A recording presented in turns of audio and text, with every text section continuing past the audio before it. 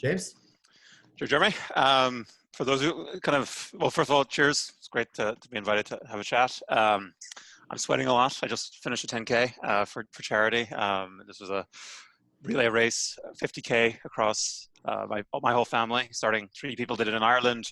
I did it in Mexico here. My brother just started in Vancouver. He'll be finishing up in the next hour or so. I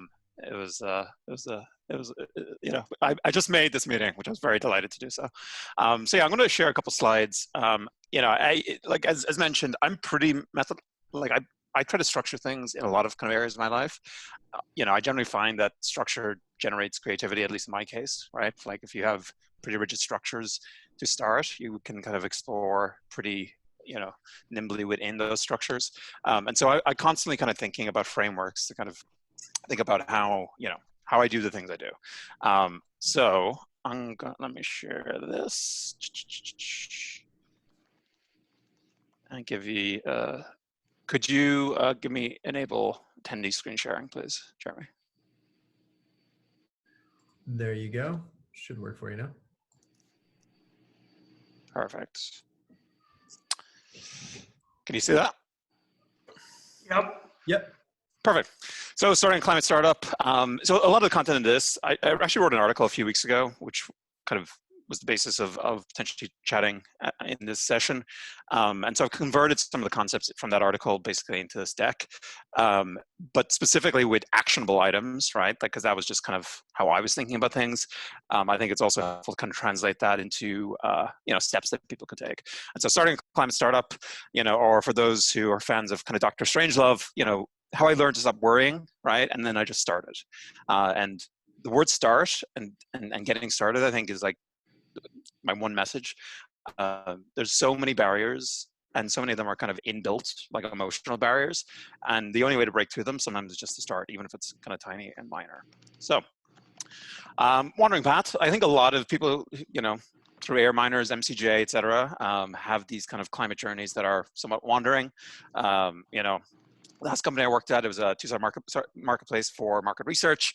It was a remote company. This is a retreat that we went on down in San Antonio, Texas. Had a great old time. Before that, worked at a couple of different startups, including one that I founded with my brother. This is at a workspace in Vancouver. It's my brother in the foreground, and this app that we're working on in the whiteboard in the background. Failed startup. Didn't get off the ground. For that, I worked in fintech for a long time. This is me trying to look good. This is my ID. Just shows you, those 8 years, how it just starts wearing down, right? You don't even recognize yourself at the end of like an 8-year tenure at a large company.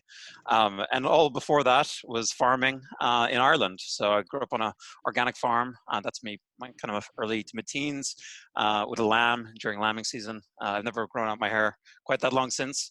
But, kind of roundabout rural Ireland, London, New York, remote startups, Vancouver, Mexico, a lot of sales, some kind of data science, all over the place. And I suppose hard for me when I look historically to put a very defined thread, but nothing that like screams out, oh, this person should work on a climate related startup. And so, that's the context. And then, a lot of the kind of frameworks that I think about is we, as people, there's a million things we could be working on, but we're not, right? And if we have to have, a certain amount of psychological safety. Otherwise, you couldn't get up in the morning, right? Like if we thought about every terrible thing in the world that happened, every moment of every day, you'd kind of be petrified and frozen into, inaction.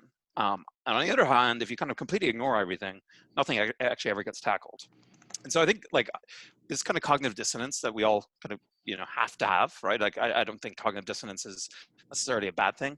But I think it becomes horrible when there's something pretty deep inside you that's kind of emerging and you're kind of blocking it out. And for me, this was basically climate. And so I started kind of reading a little bit about climate early 2019, read lots and lots of books. I felt this is a big gap in my kind of knowledge. I had a vague sense of what was going on, but nothing super concrete. And there was a particular book I'm sure a few people have read on the call. So this is David Wells' The Uninhabitable Earth. This is a pretty extreme book, right? Like this is kind of saying like 4 degrees, 6 degrees, 8 degrees of warming within 100 years. What does the Earth look like? There's probably a lot of things that people could kind of understandably object to, but it definitely was something that started to snap me out of, maybe some of this kind of cognitive dissonance I mentioned.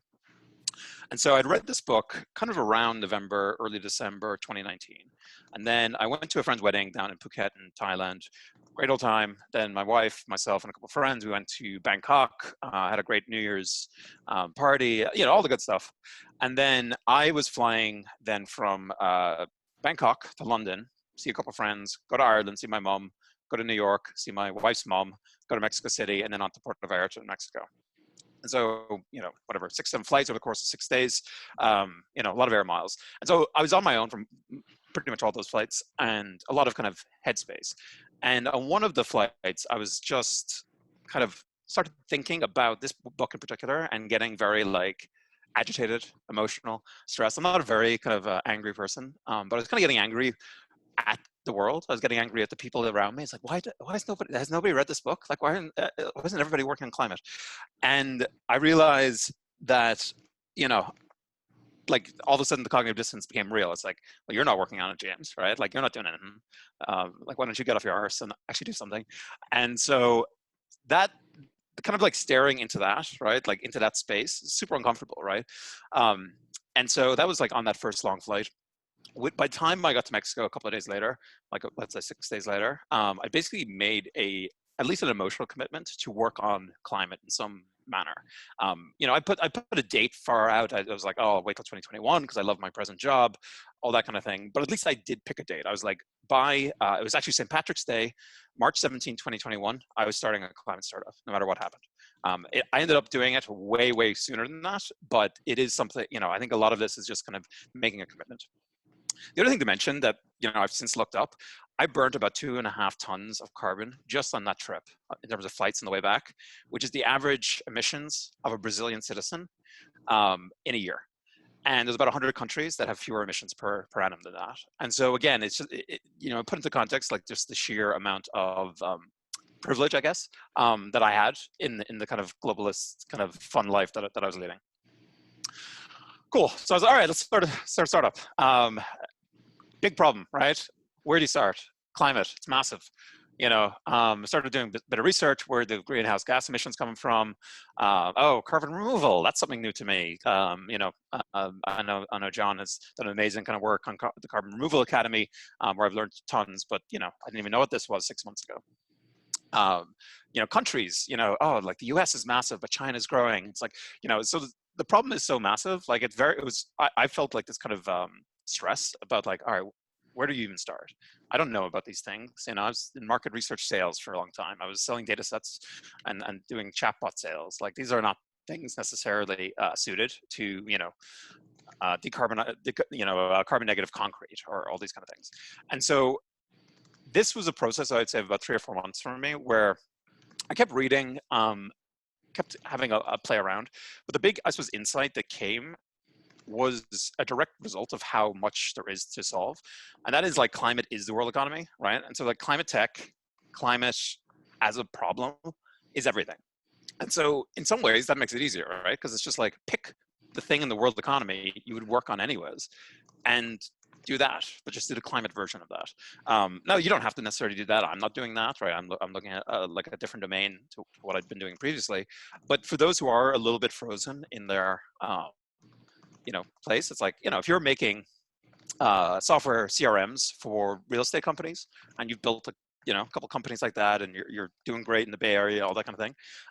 There are CRMs that have climate angles, right? There is that kind of technology. There's ERP or, supply chain management systems that can have a climate angle. There's a million things that people can do from software to hardware, et cetera. And so I think a lot of it is just pick the niche within the economy that most appeals and then start to kind of tackle that.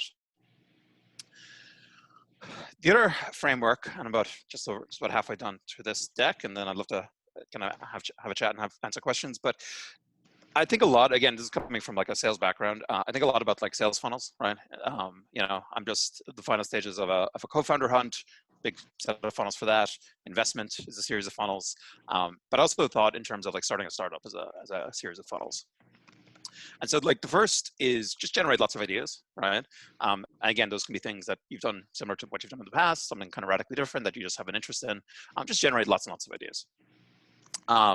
Then I think it's really important to get lots of feedback. That can be from books. think it's even better to have lots and lots of quick call chats with people in the field, academics, startup founders, investors, policy experts, people in government, as much as you can. And that helps kind of stress test the ideas, both in terms of people saying that it's impossible, which is I love hearing that, right? Especially when academics tell me something is impossible, I'm like, that's a good challenge. And so it helps to kind of narrow down that kind of universal ideas. And then you need to launch and demo. You need to launch something that's demoable. We'll say that. This whole process, right? Like depending on like the way you approach it, could take a day, take a week, more likely take a week to a month, but it shouldn't take a year.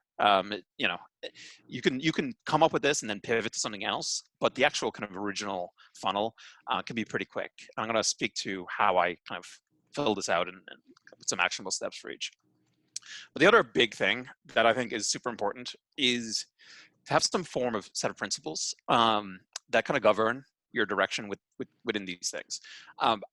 Because climate is has a very specific challenge, right? CO2, right, or CO2 equivalents, and that is the thing.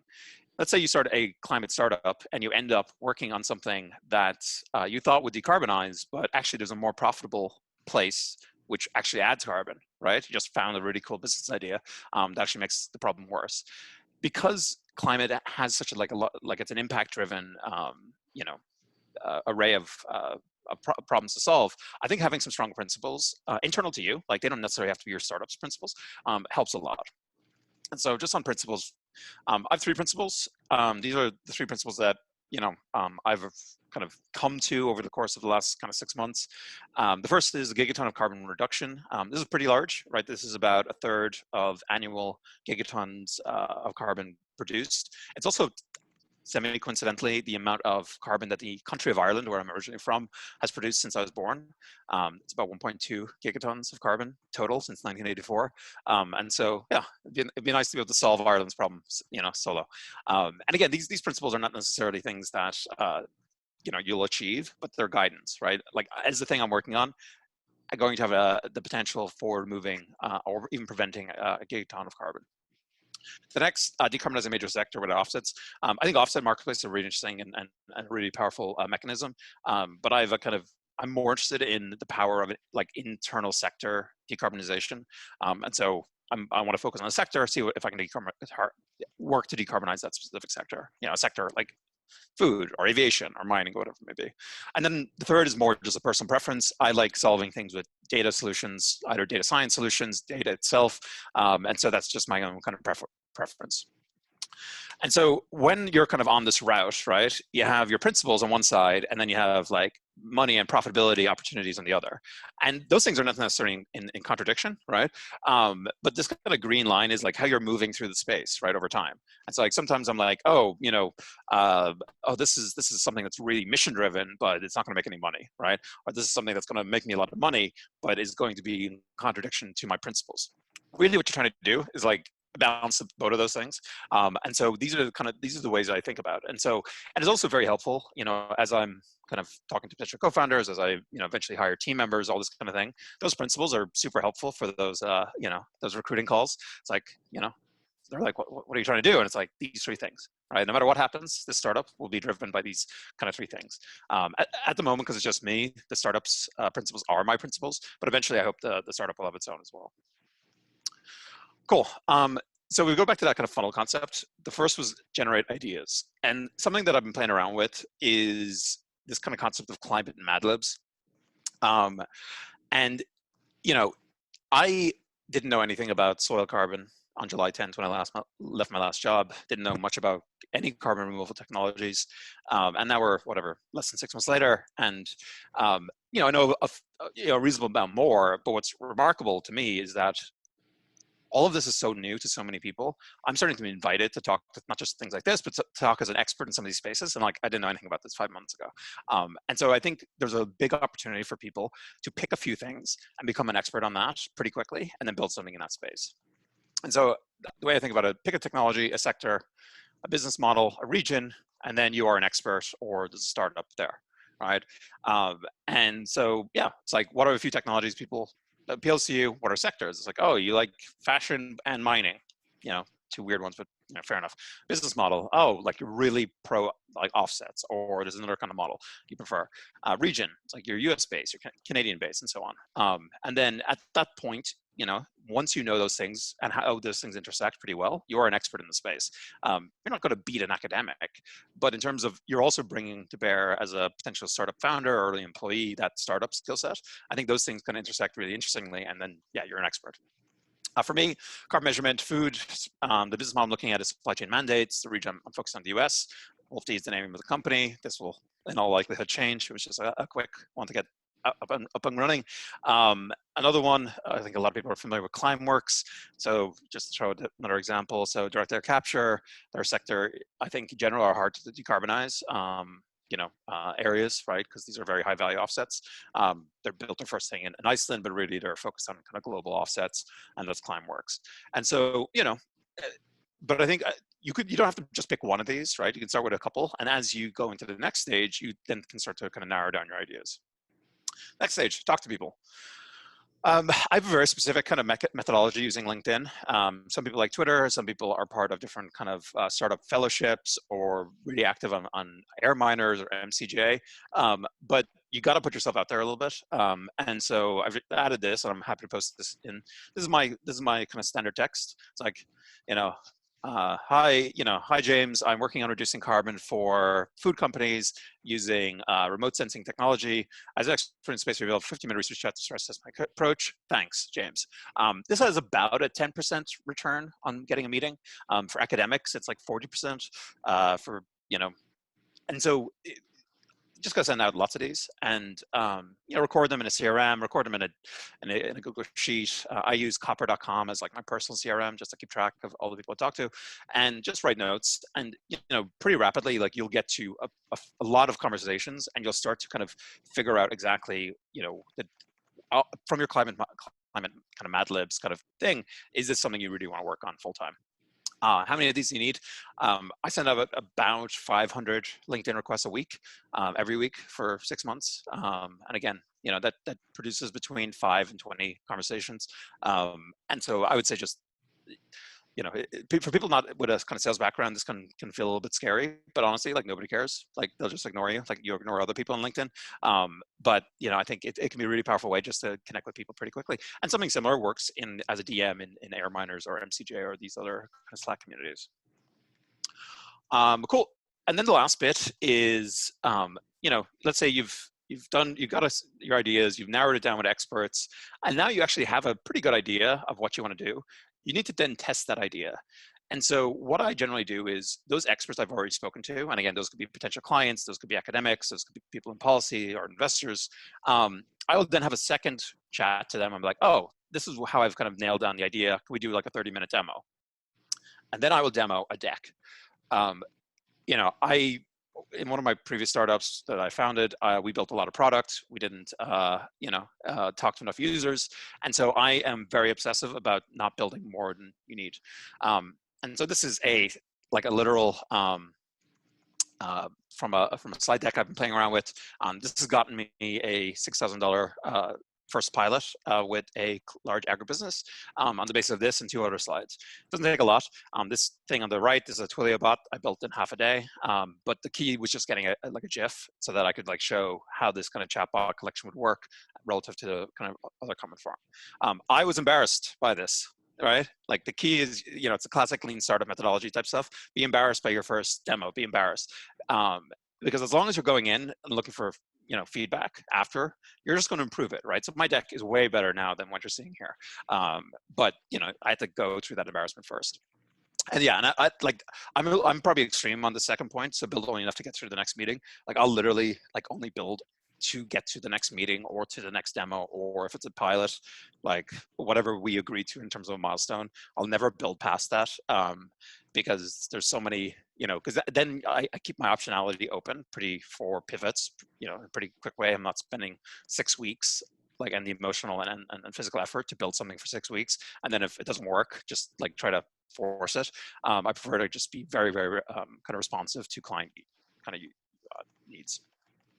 Cool. So yeah, that was the finals. Sorry, that was the funnel. So climbing Mad Libs, generate ideas, talk to lots of people. That's expert, and the deck is the product and the principles we already talked about. And yeah, and so I suppose just two things to finish off. Like if I had to sum all this up, going back to that original kind of flight and realization, the cognitive dissonance, all that kind of thing. The big one I think is to pick a date to start.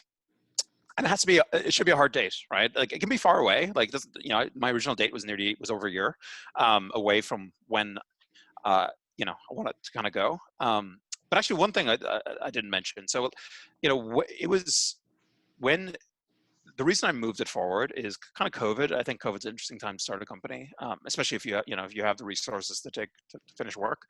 But I originally moved it to September of 2020, and then I moved it all the way to July of 2020 to kind of leave my last job.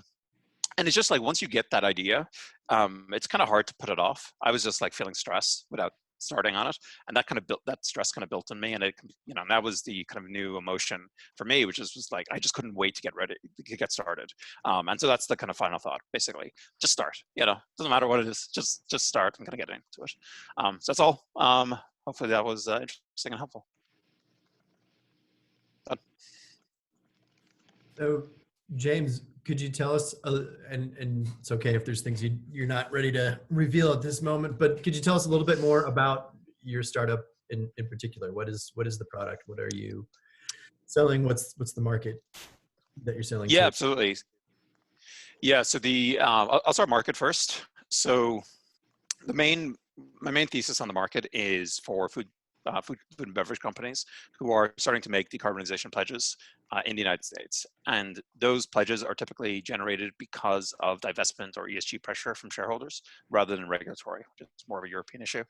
And as those companies, even companies like McDonald's, started to make those pledges, they are putting incredible amounts of pressure through their supply chain to decarbonize. They're basically mandating decarbonization throughout the supply chain.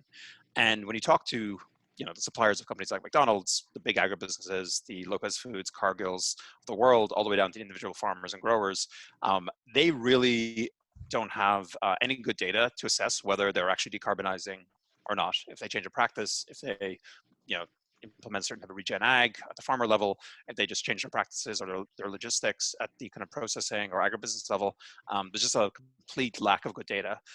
This was one kind of data point. Simplot, they just to get a single number internally for their carbon footprint took 9 months with Ernst & Young. And so they're just crying out for this kind of bottom-up data. And so what I'm looking to do is basically find bottom-up source data for all the different nodes of the food supply chain using a couple of different technologies. What I'm initially looking at is collecting data from farmers using the Comet Farm methodology translated into a chatbot, and then verifying they say using satellite imagery. But I'm also exploring, actually, I closed the co-founder actually last night, and he also has an IoT background. So we're also exploring potentially deploying IoT sensors within kind of logistics platforms as well to also track carbon in various ways. But it's early. We're pretty early. I've got that first pilot up and running for a large agribusiness, and that's a chatbot data collection pilot that's going to start in about 2 weeks. So correct me if I'm wrong, and I could very well be wrong here, but would you say that in some ways you're taking something that would otherwise be a service provided by consultants at maybe an expensive rate and almost sort of productizing a very specific subset of that service to provide to customers at maybe a potentially reduced cost in a streamlined process? Yeah, so it's a like there's a I think two of the frameworks I think of is like the knowledge gap and efficiency gap frameworks, right, for sales. So knowledge gap framework is you're selling something to somebody they don't know anything about, right? Like it's a brand new product. Efficiency gap is there's an existing product or service and you're replacing that and making it a lot better. At certain parts of the supply chain, it's an efficiency gap problem, right? So they already are dealing with the Ernst & Youngs of the world. And so you are coming in with a product that's going to be, the usual whenever a data product or a product replaces consultancy, like it's, a tenth the time or a hundredth the time for a tenth the price kind of thing. But there's also a knowledge gap problem at the level of the farm itself. Like farmers aren't collecting carbon data. There's a lot of innovation in this space. There's kind of innovation around in-ground sensors. There's a lot of innovation around kind of remote sensing as well. And so, what I'm kind of trying to figure out is, or what I'm trying to connect, is the innovation around these kind of carbon data sensing models and how they can be appended to the nodes of the supply chain that need it to make less carbon intensive decisions at every kind of point in the node in a way that isn't dependent on kind of soil offsets. Got it. Another question for you. You mentioned you just closed on a co-founder. Congratulations on that. How and where are you looking for a co-founder? And did you originally intend that you would ultimately have one, or did you set out as a solo entrepreneur, get lonely, and say, I need a co-founder? Yeah, it's a great question. So I was more, at the very beginning, like, it was back in July, I was driven by co-founder searching more by investment consideration, right? Like most kind of pre-seed investors prefer, 2 to 3 person teams rather than a single person. So that was like the original reason I started looking. But that wasn't the reason I continued looking, because after I just met a couple investors and realized I'd probably still be able to raise a pre-seed round as a solo founder. It'd be more difficult, but definitely doable. It became more that a lot of the technology side, like it would take me a while to learn it well enough to, to be an expert. And it's nice to take some of that decision-making pressure off, just a single person. So that was, I was looking for a partner who is, basically a genius in that space, right? Like, and so it took me a long time. I started, whatever, 4 or 5 months ago now, and I've talked to probably about 120, 130 people, a mix of people in my own network, through things like the On Deck Fellowship, a lot of cold outreach on LinkedIn. And my methodology was first call, 15-minute, Angel List as well. First call, 15-minute chat. I pitched the idea. They asked me a couple questions. And the only thing I asked them in that first call is like, what do you want to build in the next 3 years? And you can tell a lot from that question. Like, is this somebody who's like co-founder material or early team material? And then either people would opt out at that point, not a suitable time in their life, husband laid off during COVID, all this kind of thing, or they would be really interested, but I wouldn't think they would be co-founder material, so I would tag them as employee material in my CRM and keep them posted, give them kind of monthly updates as I progressed. And then the other people who I thought would be a really good potential co-founder, I'd move them into a new funnel. And so then we'd have another 1-hour conversation, get to know each other. Then we'd have a hackathon, which is key. So about 8 people got to the hackathon level, which is a full day where the 2 of us come up, ideate, come up with a project, try to get it out in the world all in one day. We did some weird things. Like one person, we came up with a, influenced by Rhizome, that bamboo startup. It was like, if you put in your address into like a box in an email, it'll tell you whether you could grow bamboo that you could build a house in your region. And have a happy panda, sad panda, all the way through to voter suppression app we did on a hackathon with somebody else. So I did lots of those hackathons. Of those 8, you learn a lot, right? Like, I actually had one last Friday, and this guy I thought was amazing. And then you very rapidly realized, like, you just can't work together. He was getting very stressed over very minor things. There's no pressure, right? And so you learn a lot. And so through those 8, 2 got through that.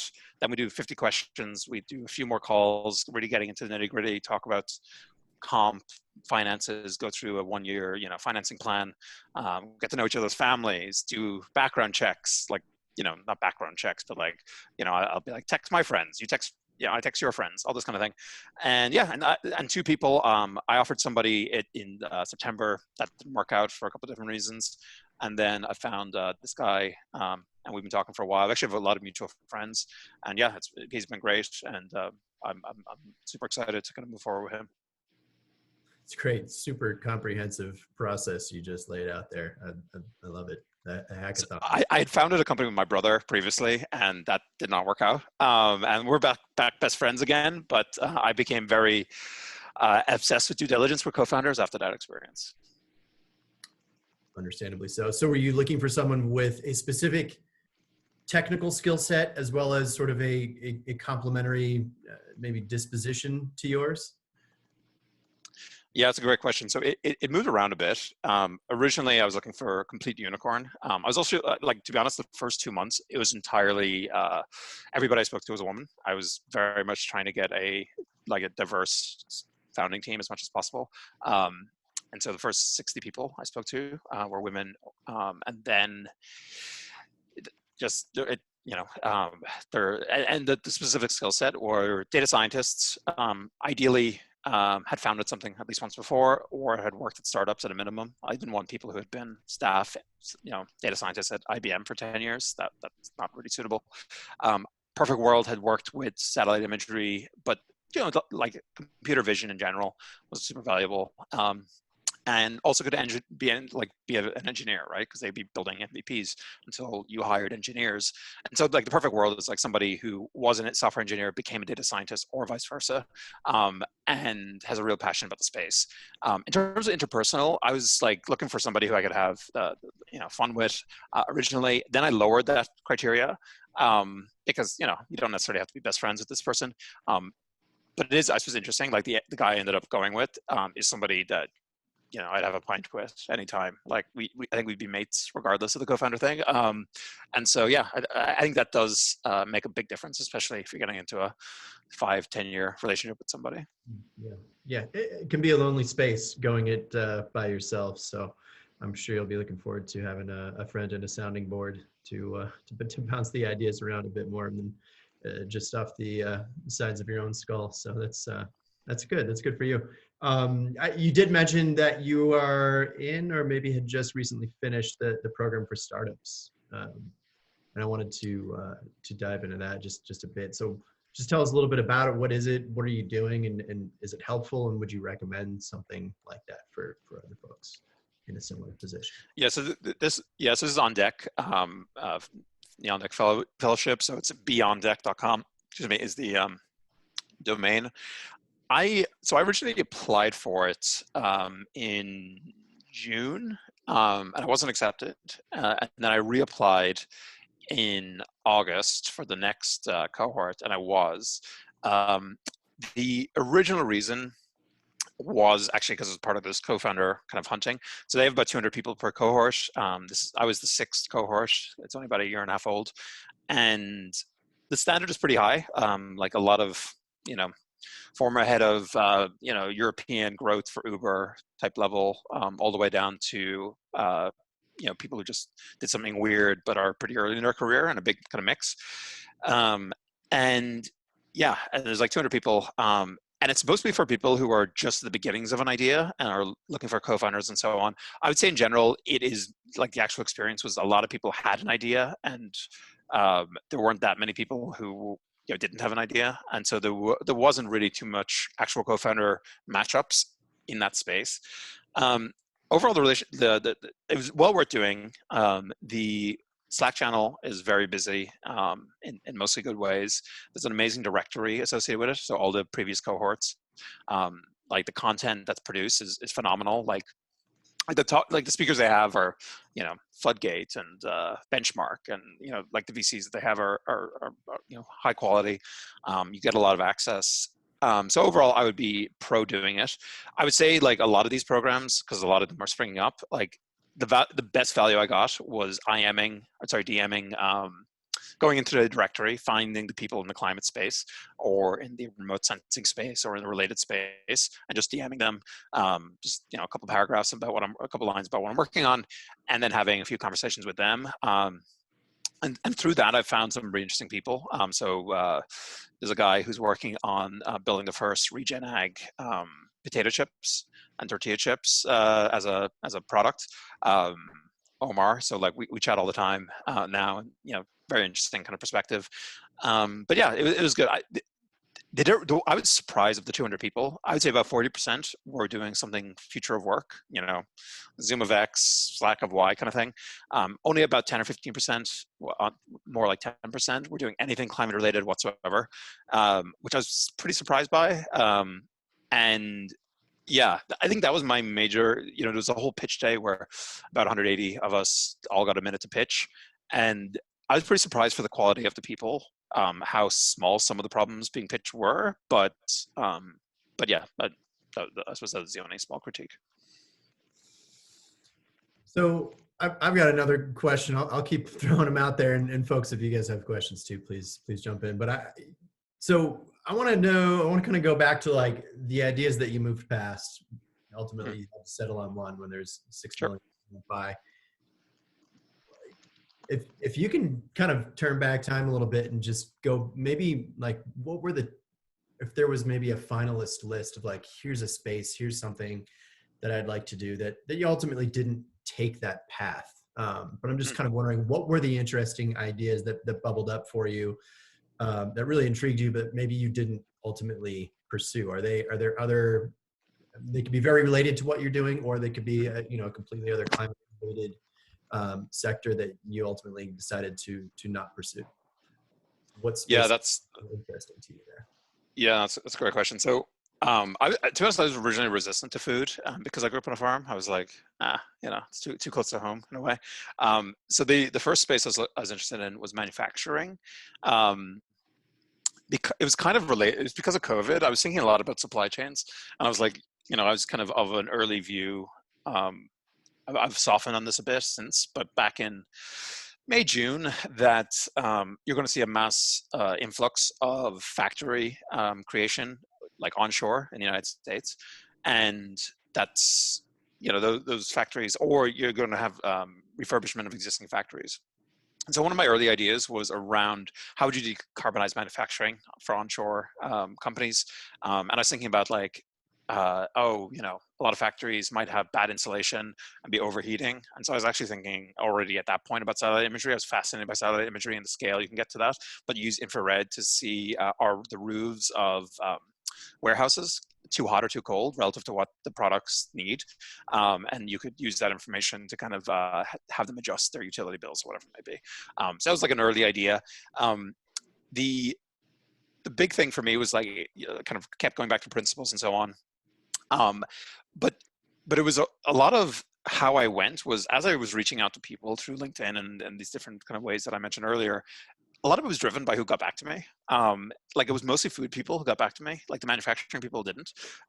Like the head of sustainability for AB InBev was an incredibly like important, powerful woman in that space. Like she I sent her a LinkedIn cold message and she like messaged me within 3 minutes. She's like, let's talk.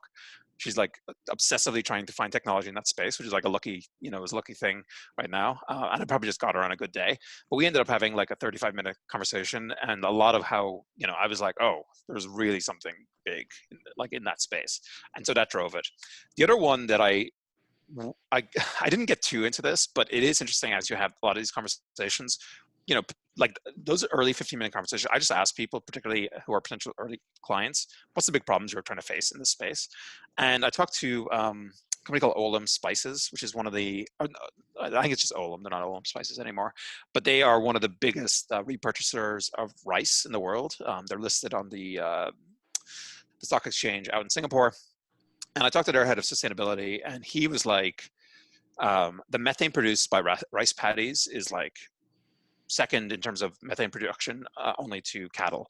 And we had and it was an amazing conversation. He's like getting into this, and he's like, the reason why rice paddies are burnt in the subcontinent across India and so on, and like the smog in Delhi is due to burning down the rice paddies, which even though it causes all this smog and horrific kind of health issues, is actually a net positive for the earth, because the smog production is lower CO2 impact than the amount of methane if you just leave it to anaerobically decompose.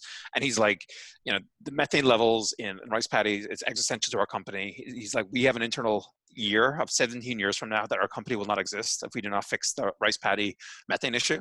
And he's like, tell people about this rice paddy methane issue. Like if you have people who can figure this out, he's like, we have a few ideas, but on the biotechnology point of view, as a couple of other practices point of view. And I was like, oh, this is super interesting, super powerful. Now, you basically, would kind of have to be based where most of these patties are, which is in Asia. So it didn't really appeal to me, but like I do mention that idea to a lot of people just to try and get somebody's interest in it. So yeah, those are, I suppose, two ways I thought. And actually another thing, I started a podcast on the side. I know like that sounds like, oh, I just started a podcast. I do have my wife and I have an assistant that from previous work, and she runs it for us. So it's like pretty low lift for me. And that's, people have all these secret advantages that they hide. That's one of mine, that I'll freely admit to. And I've learned a lot from talking to people through that as well. I tried to talk to people I find interesting, and, they will tell you a lot of ideas, like just to the left or right of their company, either in those conversations or right afterwards, where we just have a 10-minute chat after the podcast as well. It's fantastic. So it seems like part of what led you to where you are today may have been just the feedback you did or didn't receive based on different industries. So you're almost sort of open to the powers of the universe in that regard when you were on your search. Yeah, very much so. So the product, I've less interest in what somebody thinks in terms of what product I should build, but I'm like obsessed with the problems people say, right? Like that's all I'm listening. It's like, what's your problem? What's your problem? What's your problem? And then, like they don't know what products are possible, right? Like, apologies for the banging, but I talk to agribusinesses, and there's just some basic data stuff that we've been doing in fintech for years. And like I mentioned, these kind of basic kind of ID methodologies, and they're just like blown away. And that's just, some of these things haven't cross-pollinated in the way that they need to. So.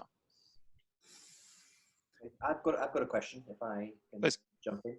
Yeah, please do. Yeah, okay, thanks. So thanks, James. Funny enough, I'm working on a biotech solution for rice husks and straw. So, coincidentally, mine's a hardware story, and I think we're the only people doing our thing. So it's hopefully going to get some traction. But we're in a sort of slightly volatile world. So a question for you. So how do you sort of treat competitive advantage? I mean, I say this in the context that generically it feels like there's a lot of ideas out there. And for sake of argument, if you can jump into something, say within a year, build a team, build a basic product, get out there, then, ordinarily speaking, everybody can do the same thing. Consultants, big companies can spin out and sort of throw something. So how do you tackle that? Because ultimately, I mean, I think this is one of the interesting things for investors is that, I'm just sort of saying it, so they can look at your opportunity and said, yes, if you took the entire market space, it's a gigaton impact. But if there's 300 people that jump in, then it's, there's going to be winners and losers. So how do you then sort of say, I want to sort of jump up to be a winner? Is it through strategic alliances? Is it just being first, or you don't care? Because as long as you've got a good product, you can commingle with somebody else afterwards and, join forces. Yeah, it's a great question. So I suppose there's the answer I believe myself, and then there's the answer you tell an investor, right? And so the answer I believe myself is generally speed. Like, I don't really, there's a reason that like the large agribusinesses I'm talking to, they could build a chatbot in Twilio. Like they have, 2,000 engineers. But I was talking to our head of digital transformation as part of this project. And the thing I built in an afternoon, he's like, we haven't been able to build this in 3 years, right? Not because of the technical gap, but because of the, all of the reasons why like small companies can move fast and large companies, are really good at specific things, but really struggle to go left and right of themselves. Like there's a metaphor from, I think, Ben Thompson about like big, great companies are like bullet trains, right? Like they're on tracks and they will go a million miles, and you never want to be exactly what that bullet train is doing, because like you'll never be able to catch up. Like that bullet train is perfect, but like a bullet train, can't, like, is going to one village, you can't go to the next town over, right? Like, because the tracks don't go there, whereas you can. And so that adaptability, just things that are slightly outside of the space of these large companies, is I think where a lot of that kind of fertile ground is. And again, I think from a speed point of view, like you could always beat large companies, especially in like these older sectors, like agriculture, food, mining, manufacturing, straight up tech solutions, like the FANG companies, they understand the whole competitive, the competitive obsolescence. And so they literally have teams just built around avoiding that. But most companies don't have that. On the, I'm always more concerned with like other startups that, are going to come in and completely kind of decimate the space. And so not decimate, that's the wrong word. So there's two scenarios, right? So let's say I built a company that massively decarbonizes beef, right, through people using better feed for cattle. And then cellular beef just takes off. And they're like, we don't need any more cows, right? Like, we've eliminated cows. Well, my startup doesn't exist anymore, right? Because cellular beef, like a completely orthogonal technology, has completely disrupted that. So I think a lot about those kind of technologies, but because it's the climate space, like I could live with that. Like, if there's that much of a net positive for the world, and some amazing kind of whiz bang technology comes along that I hadn't thought of, and it's scaled within, 5 years when I thought it'd be 50 years. I think those are just the hard knocks. The other space that I worry most about, though, is where somebody's just about to do something very, very similar to you, and like, how are you going to adapt to that? And so, big example, which is a real example. So, there's a company called Cloud Agronomics. Cloud.ag is the domain. And they raised $6 million about 2 months ago, or a month and a half ago. And when they raised money, I was like, oh, this is interesting. And I went to their Medium article, and I was like, reading the Medium article, and what they described in that Medium article was about 80% of what my idea at that point was, and they were 2 years ahead. And so I called the co-founder of that company, and I told him that. I had a great chat to one of the founders of Cloud Economics. I was like, I'm working on this exact thing. It looks like you're a bit ahead. Sorry. Oh, I'm not sure what's happening with that. Sorry. And so so in essence, I called, I talked to the guy. I was like, we just had like a frank thing, and I got a sense of like, the technology that we build might be quite similar, but he's very much focused on the offsets marketplace, whereas he's less focused on decarbonizing infrastructure and supply chains directly. And so I'm like, I think there can still be a space for both of us here. These are also very, very big industries, and so I still think that there's more, there's space for more than one anyways. But yeah, I'm pretty honest. Like, I will just reach out to potential competitors because as of right now, I have nothing to lose, right? Because I haven't built anything, like, relatively speaking. And so yeah, like, if I can find out a bit more information, it's helpful. I think one just sorry comment. Just got one more thing. It's so funny is that coming from the UK, you sort of hesitate and and saying, well, I don't know if I could send somebody a LinkedIn request. I don't know them, and we don't have any friends in common. I haven't been out for dinner with them or anything. And we, come from a LinkedIn world where, I think 10 years ago, I felt you really had to know something before you're on LinkedIn, and it was a sort of curation of your existence. And now we're on webinars, this, that, the other, and you're connecting with people left, right, and center.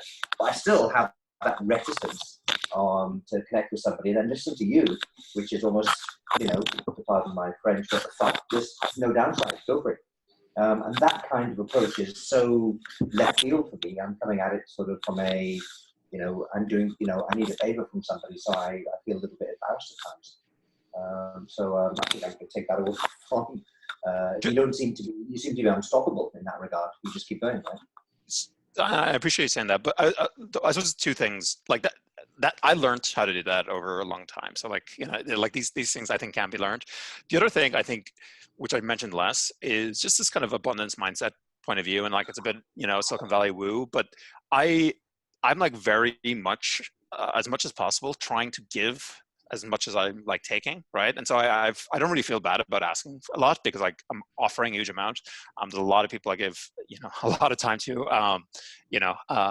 like in the space, I try to be very supportive of other founders, and all that kind of thing. I'm always connecting people, like the investors I talk to, I connect them and other founders all the time. And so I think like, if your general vibe is to like be helpful, I think it's completely fine to ask for help as well. And I suppose that's how I, justify it and live it. So. Oh, good luck. Any other questions? Yeah, James. I have one. You mentioned in one of your slides it was a wiggly Mm. diagram where you were struggling with and figuring out and strategizing a choice for your startup between mission driven and money, I guess. Mhm. And obviously that's in this space a difficult challenge because it seems like they aren't necessarily aligned, depending on what you're trying to solve. And then the sweet spot is finding one where, you know, mission driven and money are aligned. Speak a little bit more about that and how you came to the decision you came to for your business and what trade-offs you made along the way. I mean, it's something that I struggle with a lot. I'm trying to align my mission-driven focus with making money, but I'm having trouble lining them up. Yeah, it's a great question, Jack. So, like one of the decisions people I think have to make is whether they want to be in VC backable space, bank loan space, you know, bootstrap space, right? Like I think the financing, you know, are like is quite a kind of important element to this. And so, you know, I decided I want because of the timing and the scale, like I wanted to be in the VC backable space. And so that immediately restricts the types of businesses you can build, right? Because VCs want 75% returns. And if you're not going to get 75% returns, at least potentially, you know, like it's going to be a problem. Again, not every VC, there's certain types of you know, direct to consumer and different kind of physical hardware VCs that care less about those returns. But in general, those are the things you're kind of targeting. And so I think there's still plenty of ideas that have meaningful climate impact that have VC backable returns, but I don't think there's an infinite number of those ideas either, right? I think, you know, I think 5 years from now, like I don't think there'll be too many of them left. Because if I think about, let's say, the curve for things like renewable energy, like we're not in VC backable return space with solar and wind anymore. We're in project financing space, bank loan space, right? And so a lot of these technologies will get to that type of return level at some point. And so, yeah, and so in essence, like I'm interested in software and data solutions that have high returns that scale rapidly and help the problem. And that's how I balance it. But you know, I like but I also don't think there's an unlimited number of those opportunities. And so, you know, like if I was doing, I know you're quite interested in direct air capture, like those are big, hard problems and they may not be VC backable to a degree unless you get really convince people like of a certain kind of concept. But like, you know, and so, yeah, I think the business models are as big a problem as along with the financing as the tech, like, and figuring that out is tough. Yeah, just an observation. Thanks for sharing that, by the way. I appreciate the speed of which you approached your decision tree. I like the pace at which you move through it. I like your aggressive nature and talking to a whole bunch of people and failing along the way and using that as a way to make your process and your product better. I think that's awesome. Just that observation. I was going to ask a question. Oh, sure. I'll leave it at that. I'm blushing, Jack. Yeah. No, it's impressive. The observation I was going to make is that speed is more challenging in a hard tech focused business model. So in a software model, it's easier to scale it and iterate and improve and create and demo and, you know, stack on top of that and do just enough to get to the next one. And all that works in the software model, which is great, but it's a lot harder to do and probably not doable at all if your initial step is demoing a piece of hardware that is based on hard science, which might take a year or two to figure out, right? I mean, it's a different model. Just an observation. No, and it absolutely is. There's a company called CoInspect who have just pivoted from being a software checklist software company to like thermometers, IoT thermometers to track cold chain changes and make sure that there's no spoilage events and dramatically like reduce the amount of energy used in cold chain technology. They're I'll post it on the Slack channel because I interviewed the guy and then there's a few other links there. I think they're a really interesting kind of example of deploying like hardware relatively quickly. It still took 18 months, but they deployed it with a business model that like scaled pretty rapidly, and I think that's a pretty interesting kind of use case. Very cool. Now, again, I appreciate your approach and I appreciate your speed and your, yeah, I enjoyed your comments. Thanks. Yeah, James, I think the way that you think and organize your thoughts, behavior, and actions is interesting, effective. I think there's a lot that people in this space, and I think it's very germane to this channel in particular. We should have an update in a year. That'll be good to put in the diary and then to see how your journey's been. Let's take. I'm raising it in spring. That's the next big milestone. So we'll see if I have some cash, and then I'll happily give an update after that. I was going to say, I think James moves too fast to wait a year. I think we might have to say 6 months. Climate will be solved in a year, huh? Good luck, James. Cheers, guys. I really appreciate everyone, the great questions and everybody's kind comments. And yeah, thanks for organizing, Jeremy. And I'm less active in air miners than I should be, but I'll try to be more active in time because I think it's a great project. So I got to check out. See you guys. Good to see everybody. Thanks, everyone. James, thank you for your time so much. We appreciate you spending the time here, and I wish you all the luck in the world in what you're working on. I hope we can stay in touch. I appreciate it. Very good. Thank you very much, mate. Bye now.